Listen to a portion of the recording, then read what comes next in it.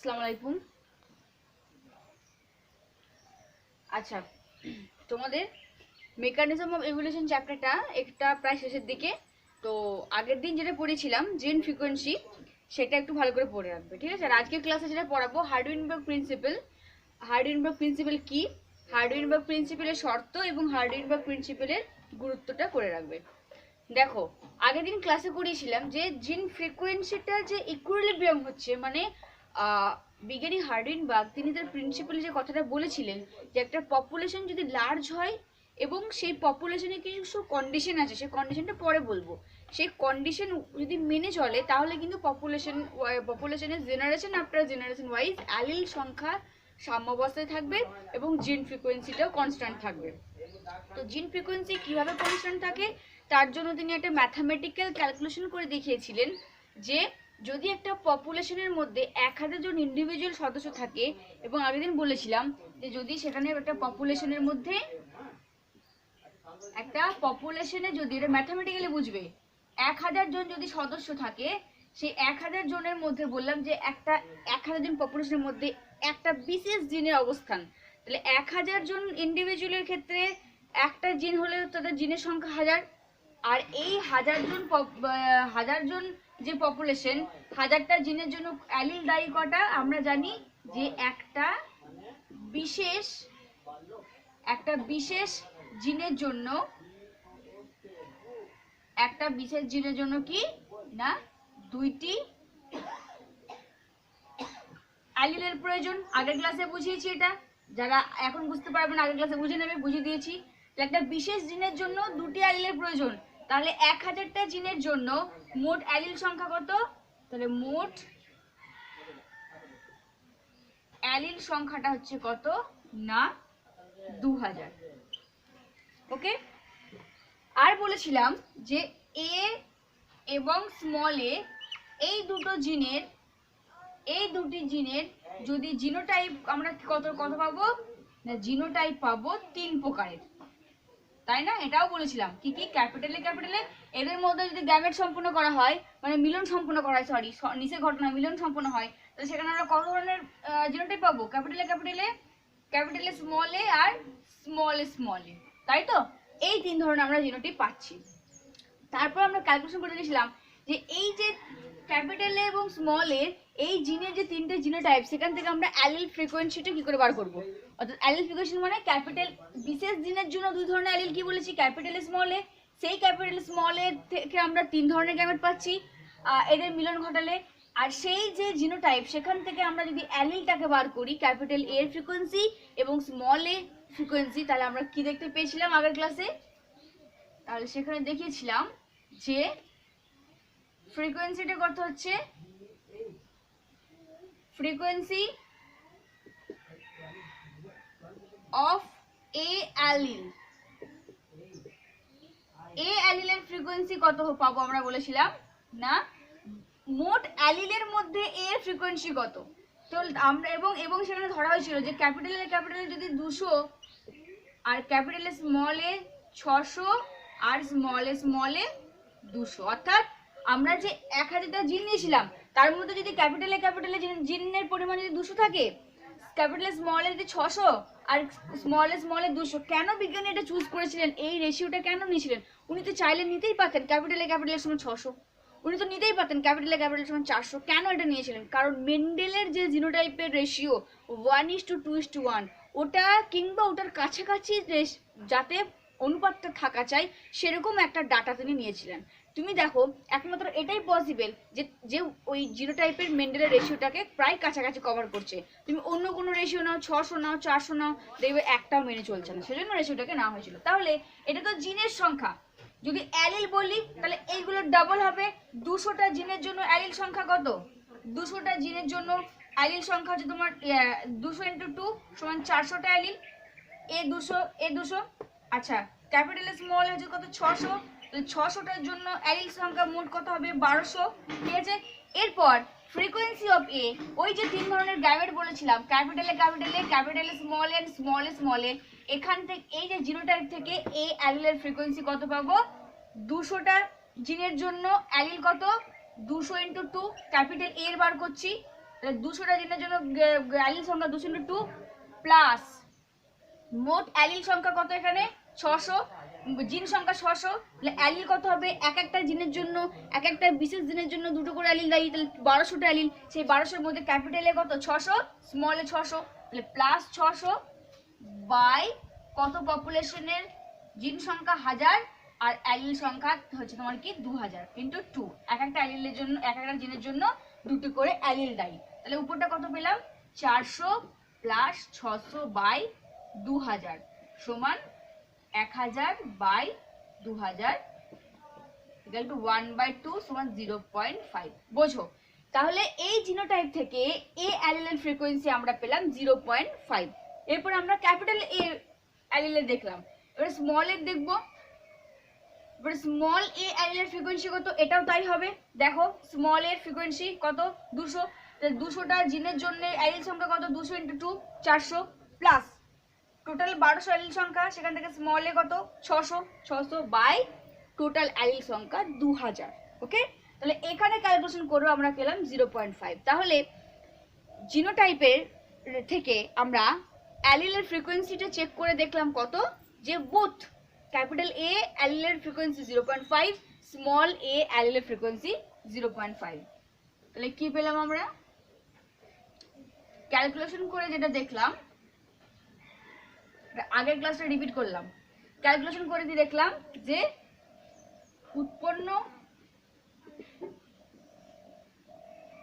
অপত্যে এ এর frequency 0.5 R small A অ্যালিলের frequency 0.5। এরপর বলো দুটো ইকুয়াল কিনা, অবশ্যই ইকুয়াল। তাহলে আমি যদি বলি যে এই ক্যাপিটাল এ অ্যালিল এবং স্মল এ অ্যালিল সমান কত 0.5 প্লাস 0.5 সমান 1, এটাই বিজ্ঞানী হার্ডিনবার্গ তিনি বলেছিলেন। এটাই ওনার বক্তব্য যে যে কোনো একটা লার্জ পপুলেশনের ক্ষেত্রে যদি কিছু কন্ডিশন মেনে চলে, কন্ডিশনগুলো পরে বলবো, তাহলে বলছে এই যে অ্যালিল ফ্রিকোয়েন্সি সেটা সর্বদা কত হবে কনস্ট্যান্ট থাকবে, মানে 1 হতে হবে পপুলেশনের ক্ষেত্রে। ঠিক আছে, অর্থাৎ যদি কোনো পপুলেশনের যদি একটা অ্যালিল যদি 0.5 হয়, মানে যে রেশিও আসুন না কেন, অপর অ্যালিলটা কি হবে, ধরো এটার মান হলো 0.6, তাহলে অপরটা কত আসবে 0.4, মানে 1 হতে হবে, যে কোনো ভাবে 1 হবে উনি বলেছিলেন। তাহলে সর্বদা বলছে দুটি অ্যালিলের যোগফল কি হয় 1 বা সাম্যাবস্থা পাওয়া গেছে, তিনি প্রমাণ করেছিলেন। এটা আমরা অ্যালিল ফ্রিকোয়েন্সি দেখলাম, তাই না? এরপর আমরা বিজ্ঞানী তিনি বলেছিলেন যে আচ্ছা এই যে হার্ডিনবার্গ সূত্রে বলা হয়েছিল যে অ্যালিল ফ্রিকোয়েন্সি ভারসাম্য বজায় থাকবে, মানে 1 হবে, আর জিন ফ্রিকোয়েন্সিটা কত হবে তিনি এটাও দেখিয়েছিলেন। তাহলে আমরা এখন দেখব জিন ফ্রিকোয়েন্সি। তাহলে ক্যাপিটাল এ ও স্মল এ এই দুই ধরনের জিন থেকে আমরা তিন ধরনের জিনোটাইপ পেয়েছি, ক্যাপিটাল এ স্মল এ আর স্মল এ। অনেকে আগের দিন একটা হোমওয়ার্ক ভুল করেছিলে, এইগুলো তো নিজেদের বোঝা উচিত যে আমরা যদি এই দুটো গ্যামেটের মধ্যে যদি আমরা ক্রস করি, মিলন ঘটাই, স্বাভাবিকভাবে আমরা কি কি পাবো এটা তো তোমরা নিজেদের করা উচিত। Capital A small A, small A, স্বাভাবিক না? দেখো তাহলে জিন ফ্রিকোয়েন্সি, এরপর সেখানে কি না হয়েছিল রেশিওটা, যে 1000 জন পপুলেশনের মধ্যে 1000 জিন দায়ী অবস্থিত। তাহলে ক্যাপিটাল এর জিনের সংখ্যা 200, ক্যাপিটাল এ স্মল এ জিনের সংখ্যা 600, স্মল এ জিনের সংখ্যা 200। আমরা এতক্ষণ অ্যালিল সংখ্যা বের করলাম, অ্যালিলের ফ্রিকোয়েন্সি বের করলাম। অ্যালিল মানে একটা বিশেষ জিনের জন্য দুটি করে দায়ী, তাহলে 200টা জিনের জন্য অ্যালিল 400, 600টা জিনের জন্য 1200, বোঝা গেছে, 1000টা জিনের জন্য 2000। কিন্তু এখানে আমরা জিন ফ্রিকোয়েন্সি বের করব। তাহলে এই রেশিও থেকে আমরা যদি জিন ফ্রিকোয়েন্সি বের করতে তাহলে কি হবে, এ এর জিন ফ্রিকোয়েন্সি কি হবে, দেখো মোট কত করে আছে 200,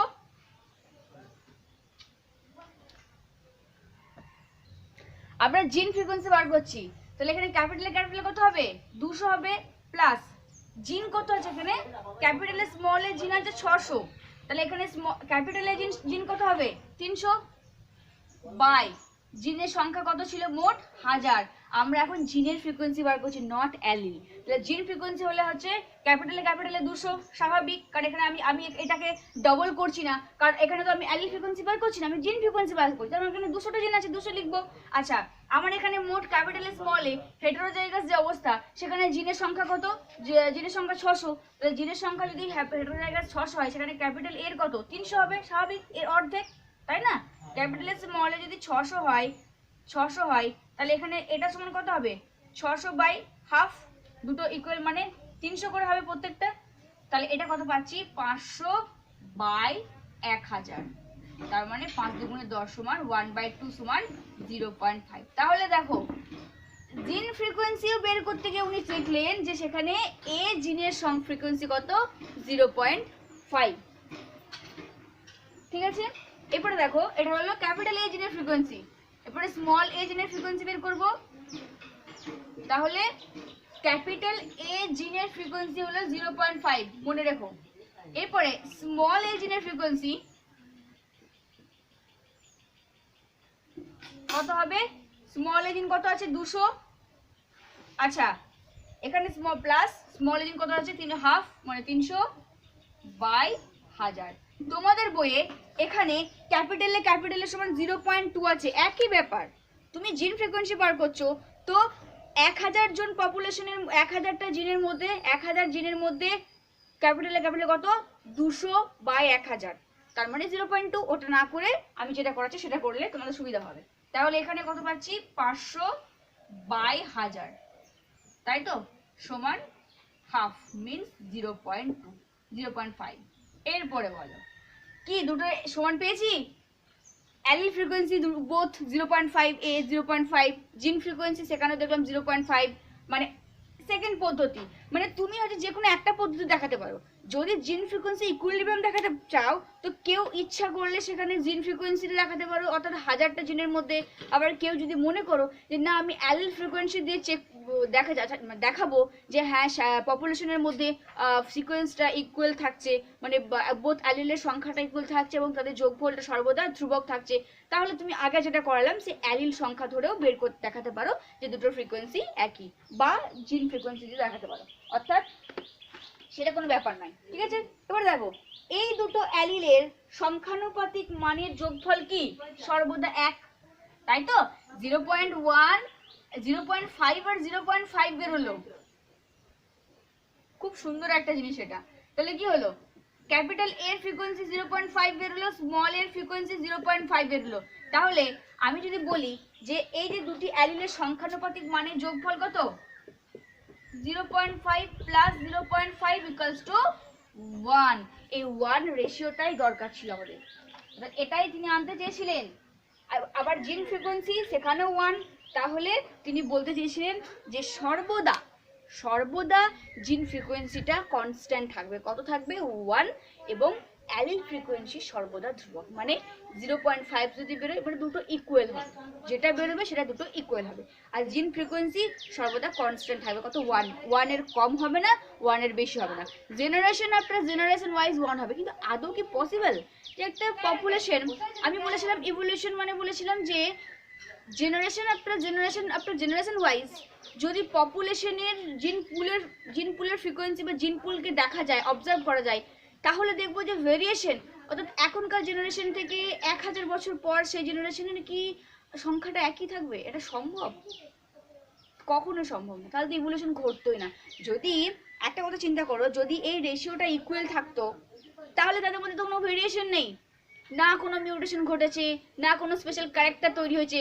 কারণ পপুলেশনের মধ্যে ধ্রুবক তো তখনই থাকবে যখন মিউটেশন, স্পেশাল ক্যারেক্টার আসবে না। আর মিউটেশন, স্পেশাল ক্যারেক্টার না এলে ভেরিয়েশন ঘটবে না, আর যে ভেরিয়েশন না ঘটলে ইভলিউশন ঘটবে না। তাহলে আমরা জানি যে ইভলিউশন যে ঘটেছে তার একটা প্রমাণ আছে, তাই না? এভিডেন্স দিয়েছিলাম, যে প্যালিয়েন্টোলজিক্যাল এভিডেন্স, তারপর তোমাদের ভ্রূণ সংস্থাগত এভিডেন্স। তাহলে তিনি যে হার্ডেনবার্গ বলেছিলেন যে জেনারেশন আফটার জেনারেশন ওয়াইজ এই যে অ্যালিলের যোগফল ফ্রিকোয়েন্সিটা সর্বদা এবং জিন ফ্রিকোয়েন্সিটা ধ্রুবক, এটা কি আদৌ সত্য, মানে পপুলেশনের ক্ষেত্রে গ্রাহ্য ঘটে? একটু পরেই জানাবো, ওকে।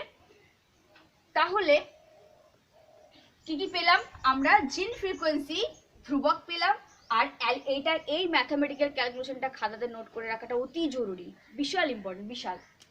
ঠিক আছে, এবং শুধু খাতায় লিখে রাখলে না, নিজেরা প্র্যাকটিস করবে যে অ্যালিলের মধ্যে ফ্রিকোয়েন্সি আর জিনের মধ্যে ফ্রিকোয়েন্সিটা ইকুয়াল এলো কিনা, এবং একবার যাচাই করে দেখে নেবে, ঠিক আছে। এরপরে দেখো, এরপর বিজ্ঞানী বলেছিলেন যে দুটি অ্যালিলের সংখ্যানুপাতিক মানের যোগফল হচ্ছে 1। দুটি অ্যালিলের সংখ্যানুপাতিক মানের যোগফল মানে এটা হচ্ছে কত, 1। ওকে, এবং অর্থাৎ আমরা কি বলতে পারি এখান থেকে, অর্থাৎ বলতে পারি এ জিনের ফ্রিকোয়েন্সি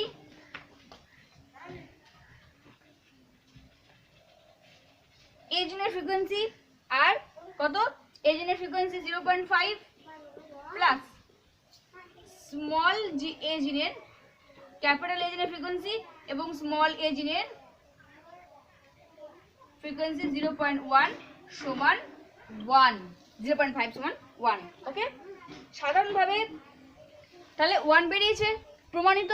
এরপরে দেখো, সাধারণভাবে তিনি বলেছিলেন যে যদি মনে করা যায়, যদি আমরা ধরে নিলাম, যদি মনে করা যায়, এটা ইম্পর্টেন্ট, এটা মনে রাখো, যদি অঙ্কের মতো ধরে নাও, যদি মনে করা যায় যে এই যে জিন বললাম, সে এ জিনের ফ্রিকোয়েন্সিটাকে তিনি ক্যাপিটাল পি ধরেছিলেন। এ যে জিন, সেই জিনের ফ্রিকোয়েন্সিকে ধরলেন কি, পি। মনে রাখবে, এ জিনের ফ্রিকোয়েন্সিকে কি ধরেছেন, পি, ঠিক আছে। আর অন্যদিকে স্মল এ জিনের ফ্রিকোয়েন্সিকে তিনি ধরেছেন কিউ। এটা মনে রাখাটা খুব জরুরি, বোঝো। তাহলে জিনের ফ্রিকোয়েন্সি 0.5 0.5 ইকুয়াল অ্যালির ফ্রিকোয়েন্সি যোগফল ধ্রুবক।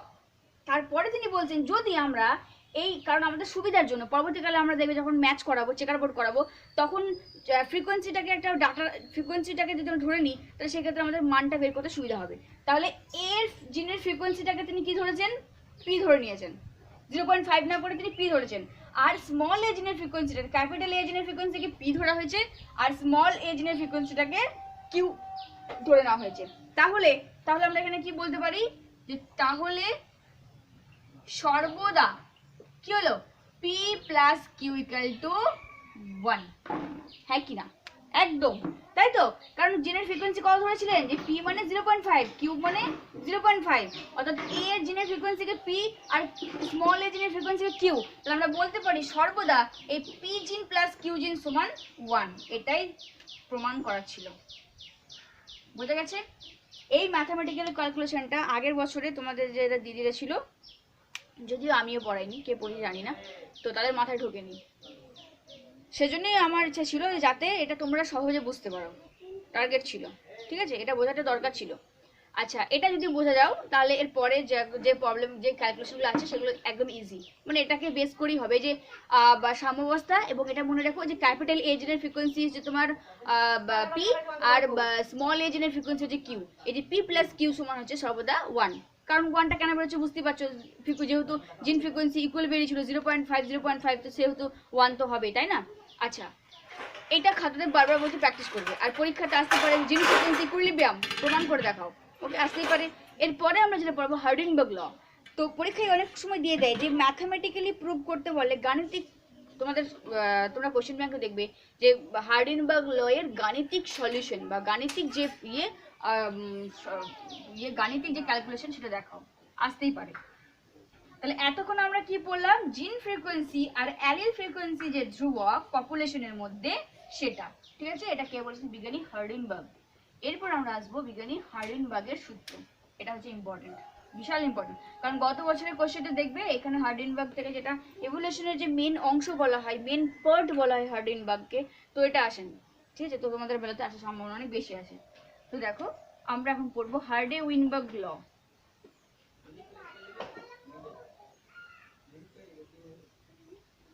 হার্ডে-উইনবার্গ সূত্র।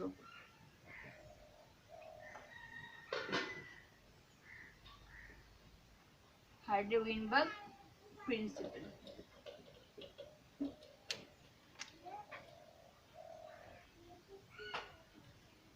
দেখো, হার্ডে-উইনবার্গ সূত্রটা কি, হার্ডেনবার্গ সূত্রের গুরুত্বটা কি, হার্ডেনবার্গ সূত্রের শর্ত, এই তিনটের মধ্যে একটা কোশ্চেন কমন উচ্চ মাধ্যমিকে।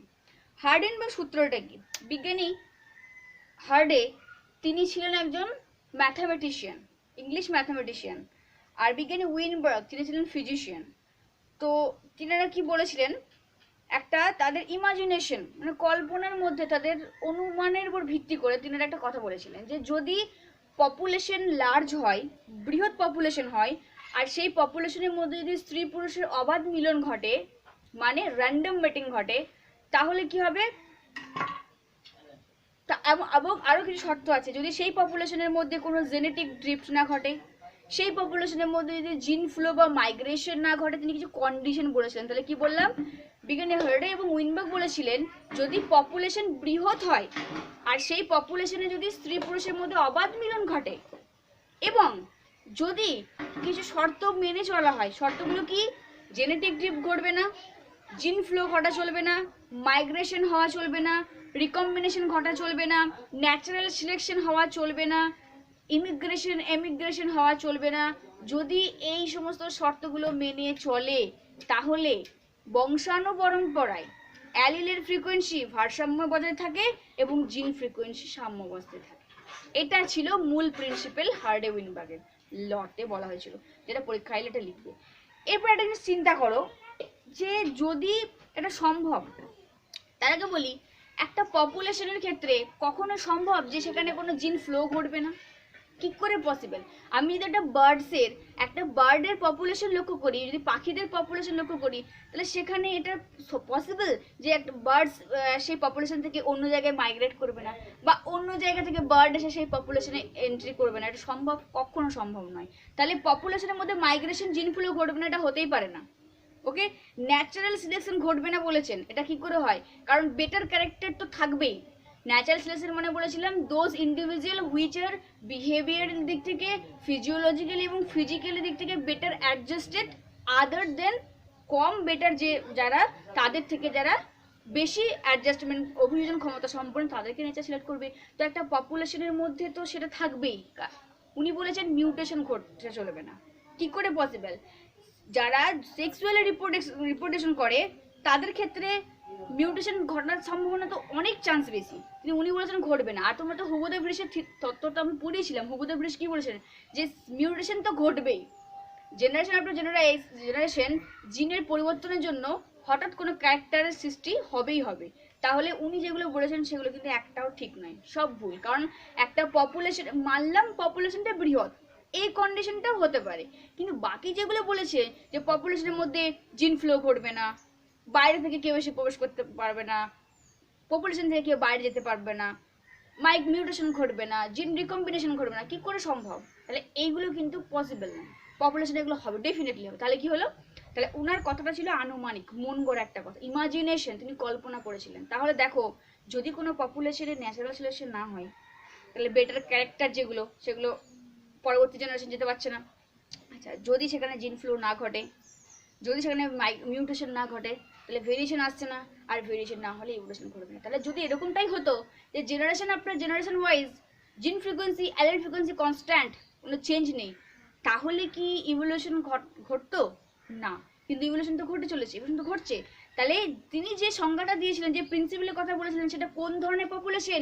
যে পপুলেশনে ইভলিউশন দেখা যাবে না, সেই পপুলেশনের কথা বলেছিলেন। কারণ পপুলেশন ইভলভিং যে পপুলেশন, অর্থাৎ যে পপুলেশন থেকে ইভলিউশন ঘটা সম্ভব, সেই পপুলেশনে কখনোই এই সূত্রটা প্রযোজ্য নয়। কারণ ইভলভিং পপুলেশন মানে যে পপুলেশনে জিন ফ্রিকোয়েন্সি চেঞ্জ হবে, তবেই না সেখানে আমরা কিছু স্পেশাল ক্যারেক্টার বা উন্নত স্পিসিস জন্ম নেবে, তবেই না আমরা সেটা বলবো যে ইভলিউশন ঘটেছে, তাই না? আর্কিওপ্টেরিক্স, যেখানে একই স্পিসিসের মধ্যে দুটো ক্যারেক্টার, তাহলে দেখো, তাহলে তিনি যে হার্ডেনবার্গ যে প্রিন্সিপাল বলেছিলেন সেটা কিন্তু গ্রাহ্য নয় একটা ইভলভিং পপুলেশনের ক্ষেত্রে, মাথায় বারবার ঢুকিয়ে রাখো। তাহলে হার্ডেনবার্গ প্রিন্সিপাল কোন ক্ষেত্রে প্রযোজ্য? না, যেটা নন ইভলভিং পপুলেশন, মানে যে পপুলেশনের মধ্যে কোনো ইভলিউশন ঘটবে না, সেই পপুলেশনের ক্ষেত্রে প্রযোজ্য হচ্ছে হার্ডেনবার্গ প্রিন্সিপাল। কারণ পপুলেশনের মধ্যে ভেরিয়েশন, মিউটেশন, জেনেটিক ড্রিফট তারপরে জিন ফ্লো ঘটবে, তাহলে এইগুলো ঘটা মানে সেই পপুলেশনের জিন ফ্রিকোয়েন্সি চেঞ্জ হলো, অ্যালিল ফ্রিকোয়েন্সি চেঞ্জ হলো, তার মানে সেখানে ইভলিউশন ঘটা সম্ভব। কিন্তু তিনি বলেছিলেন কিচ্ছু ঘটা চলবে না, এই সমস্ত শর্তগুলো মেনে চলতে হবে। তাহলে এই সমস্ত শর্ত তখনই মানবে যদি পপুলেশনটা ইভলভ না করে, মানে সেই পপুলেশনের মধ্যে যদি কোনো ইভলিউশন না ঘটে। বুঝে গেছে? তিনি সেই পপুলেশনের কথা বলেছিলেন যে পপুলেশনের মধ্যে কোনো ইভলিউশন ঘটবে না, কনস্ট্যান্ট থাকবে সেটা। তাহলে তার সূত্রটা দেখি কি বলেছিলেন উনি। দেখো তাহলে হার্ডেনবার্গ সূত্রটা খাতাতে নোট করে নেবে ভালোভাবে, এটা পুরোটা পরীক্ষাতে এটাই লিখবে, ঠিক আছে? যদি শুধু শুধু সূত্রটা আসে, সূত্রটা আশা করি আসবে না, সূত্রের সঙ্গে হয়তো বলতে পারে যে হার্ডেনবার্গ সূত্রের বা গাণিতিক প্রকাশ করো গাণিতিকভাবে, বা হয়তো হার্ডেনবার্গ সূত্রের শর্ত, এবং এটা খুব ইম্পর্টেন্ট, ঠিক আছে? এটা ভীষণ ইম্পর্টেন্ট ভিভিআই। দেখো সূত্রটা কি বলেছিলেন, হার্ডেনবার্গ প্রিন্সিপাল, যখন বৃহৎ পপুলেশনে স্ত্রী এবং পুরুষ অবাধে মেলামেশা করতে পারে, এবং যদি পপুলেশনে mutation, natural selection, genetic drift, gene flow আর মাইগ্রেশন, জিন রিকম্বিনেশন প্রভৃতি কার্যকারী না হয়, তাহলে পপুলেশনে বংশ পরম্পরায় অ্যালিলের মান অপরিবর্তিত থাকবে এবং জিনোটাইপের ভারসাম্য বজায় থাকবে, যাকে বলা হচ্ছে হার্ডে উইনবার্গ প্রিন্সিপাল বলা হয়। এবারে দেখো পপুলেশন লার্জ হলো মানলাম, বাট পপুলেশনে কি অবাধ মিলন সম্ভব? কারণ আমরা জানি যে মিলন বেশিরভাগটা মানে সম্ভব হয়ে থাকে যে সিলেক্টিভলি, পার্টনার সিলেকশন, নির্দিষ্ট পছন্দ মাফিক, নন র্যান্ডম হয়ে থাকে, র্যান্ডম নয়। কারণ দেখবে যে কোনো একটা স্পিসিস, কোনো একটা জীব, সে সবসময় একটা তার অপর পার্টনার চুজ করে কিছু স্পেশাল ক্যারেক্টারের উপর ভিত্তি করে, ওকে, মানে তার যাতে তার মধ্যে কিছু অন্যদের তুলনায় একটু অন্য বেটার ক্যারেক্টার থাকে, সে সবসময় চাইবে সেই পার্টনারকে সিলেক্ট করতে। অর্থাৎ বলেছিলাম যে একজন লম্বা ব্যক্তি, সে চাইবে সেই লম্বা ব্যক্তিকে চুজ করতে, তাই না? তো এটা বেশি হওয়াটা স্বাভাবিক, কিন্তু উনি বলেছিলেন না, নন র্যান্ডম হবে। আচ্ছা দেখো মিউটেশন ঘটবে না, মিউটেশন কি বলেছিলেন যে হঠাৎ কোনো ক্যারেক্টারের উৎপত্তি জিন লেভেলে পরিবর্তনের জন্য, এটা কখন ঘটে? যদি সেক্সুয়ালি রিপ্রোডাকশন ঘটে। তাহলে এক্ষেত্রে তো পপুলেশনের ক্ষেত্রে তো সেক্সুয়ালি রিপ্রোডাকশন তো হচ্ছে, তো স্বাভাবিক সেখানে মিউটেশন ঘটাটা, কিন্তু উনি বলেছেন ঘটা চলবে না। তাহলে এই যে প্রিন্সিপালের কথা বললাম, এটা কখন কার্যকরী হবে, কখন মিউটেশন ঘটবে না, কখন ন্যাচারাল সিলেকশন হবে না, কখন জেনেটিক ড্রিফট ঘটবে না, জিন ফ্লো হবে না, মাইগ্রেশন ঘটবে না, জেনেটিক রিকম্বিনেশন ঘটবে না, কখন? যদি সেই পপুলেশনটা কি পপুলেশন হয়? নন ইভলভিং পপুলেশন। এটা মাথায় রাখবে। সব পপুলেশনে কিন্তু এইটা সূত্রটা কার্যকরী বা গ্রাহ্য নয়, কারণ তিনি একটা ইমাজিনেশন মন করার কথা বলেছেন, যেখানে এই শর্তগুলো মেনে চলাটা কখনোই সম্ভব নয়। তাহলে এতদিন আমরা কি পড়লাম? ইভলিউশন মানে তাহলে ইভলিউশনের সংজ্ঞাটাই ভুল হয়ে যাবে। এতদিন আমরা কি পড়লাম, তাই না? তাহলে উনার ইয়েটা কিন্তু বিজ্ঞানীদের বিতর্ক অনুযায়ী পসিবল না। তাহলে হার্ডেনবার্গ ল কোন পপুলেশনের ক্ষেত্রে কার্যকরী হবে না? নন ইভলভিং পপুলেশনে কার্যকরী হার্ডে উইনবার্গ ল। সব পপুলেশনে দেখা যায় না। দেখো এখান থেকে আরেকটা কোশ্চেন আসতে পারে যে হার্ডউইনবার্গ প্রিন্সিপাল কোন পপুলেশনের ক্ষেত্রে প্রযোজ্য। এটা একটা এমসিকিউ কোশ্চেন হতে পারে যে কোশ্চেন হার্ডউইনবার্গ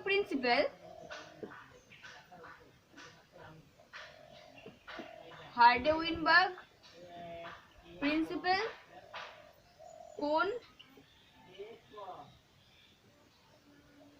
কোন পপুলেশনের ক্ষেত্রে প্রযোজ্য।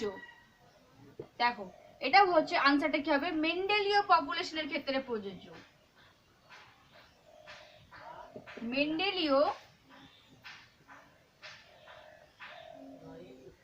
মেন্ডেলীয় পপুলেশনের ক্ষেত্রে প্রযোজ্য।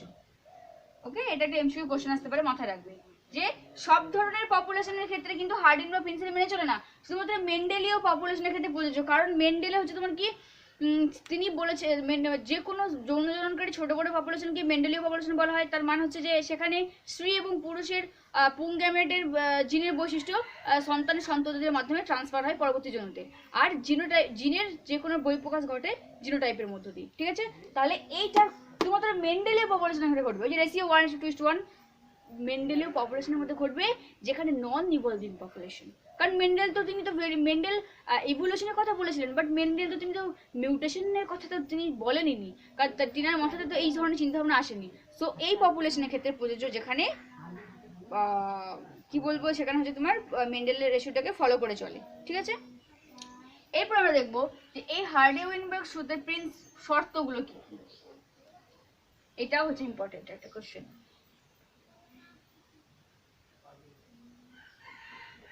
নেক্সট বললাম হার্ডি-ওয়েইনবার্গের শর্ত,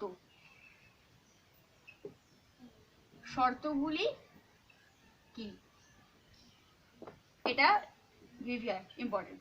তাহলে তিনি তার যে ব্যাখ্যা সূত্র, সেখানে তিনি কিছু শর্ত আরোপ করেছিলেন, যে শর্তগুলো মেনে চললে তবেই নাকি অ্যালিল ফ্রিকোয়েন্সি অপরিবর্তিত থাকবে, জিন ফ্রিকোয়েন্সিটা ধ্রুবক হবে। তো শর্তগুলো কি দেখা যায়, দেখো। শর্ত হচ্ছে 1 নম্বর, পপুলেশন বৃহৎ হওয়া প্রয়োজন। পপুলেশন বৃহৎ হওয়া প্রয়োজন, এটা যদিও পসিবল, যদিও এটা পসিবল, বাট বাকিগুলো তো কোনোভাবেই নয়। আর পপুলেশনের স্ত্রী পুরুষের অবাধ মিলন,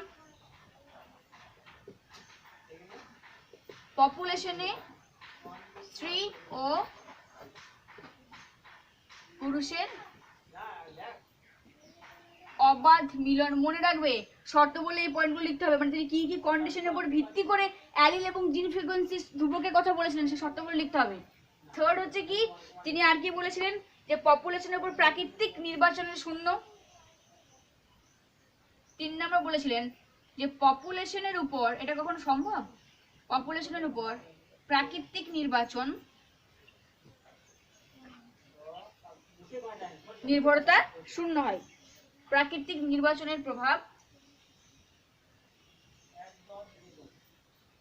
শূন্য। ওকে, আচ্ছা, আর কি বলেছিলেন, যে জিন ফ্লো ঘটবে না, জিন ফ্লো আর যেটাকে বলছে মাইগ্রেশন, এটা কখনোই পসিবল নয়, ঘটবে না। আচ্ছা, তিনি আর কি বলেছিলেন, জেনেটিক ড্রিফট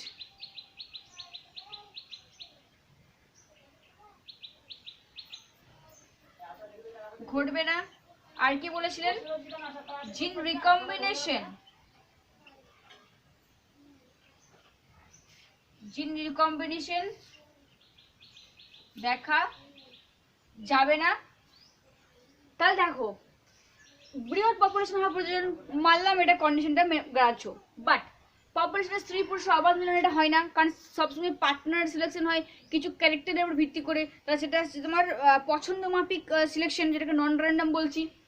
পপুলেশনের প্রাকৃতিক নির্বাচন এটা কিভাবে হয়, যেটা পপুলেশনের মধ্যে 2-4 জন থাকবে যাদের মধ্যে কিছু বেটার ক্যারেক্টার থাকবে, আর যে ক্যারেক্টারগুলোকেই পপুলেশন নেচার কি করবে, সিলেক্ট করবে পরবর্তী জেনারেশনে তাদেরকে টিকিয়ে রাখার জন্য। তো উনি বলেছেন জিরো হবে না, জিন ফ্লো ঘটবে না। মাইগ্রেশন, ওই যে বললাম জিন ফ্লো মানে কি বলেছিলাম, যে যদি কোনো একটা পপুলেশন থেকে সদস্য যদি অন্য কোনো পপুলেশনে গিয়ে যুক্ত হয়, তাহলে এই যে তাদের যাওয়ার সঙ্গে সঙ্গে যে জিনের যে পরিবর্তনটা ঘটলো, তাহলে এটা যদি অনবরত চলতে থাকে তখন তাকে বলে জিন ফ্লো। তাহলে আমি একটা বার্ডসের বা একটা অ্যানিমেলসের যদি আমরা যদি লক্ষ্য করি পপুলেশন, সেখানে কখনো সম্ভব নয় যে তারা এক জায়গা থেকে আরেক জায়গায় মাইগ্রেট করবে না, তাই না।